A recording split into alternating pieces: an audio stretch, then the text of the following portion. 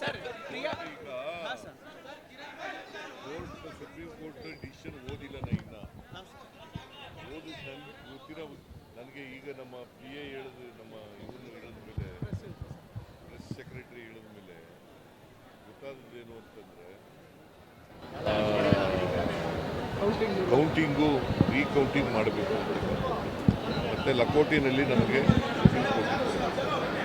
ಮತ್ತೆ ಕೆಳ ಕೋರ್ಟ್ನವ್ರು ಹೈಕೋರ್ಟ್ನವ್ರು ಏನು ಮಾಡಿದ್ರು ಅದಕ್ಕೆ ಸ್ಟೇ ಕೊಟ್ಟಿದ್ದಾರೆ. ಸರ್ ಪ್ರಿಯಾಂಕಾ ಖರ್ಗೆಗೆ ಬೆದರಿಕೆ ಕರೆ ಬಂದಿದೆ ಅಂತೆ ಸರ್. ಅದು RSS ಬಗ್ಗೆ ಮಾತಾಡಿದ ಮೇಲೆ ತುಂಬಾ ಬೆದರಿಕೆ ಕರೆಗಳು ಬರ್ತಾ ಇದೆ ಅಂತ ಸರ್ ಪ್ರಿಯಾಂಕ್ ಖರ್ಗೆ ಅವರು. ಹಾಂ ಸರ್ ಅಳಲು ತೋಡ್ಕೊಂಡಿದ್ದಾರೆ. ಗೊತ್ತಿಲ್ಲ, ಕೇಳಿ ನೋಡ್ತೀನಿ ನಾನು.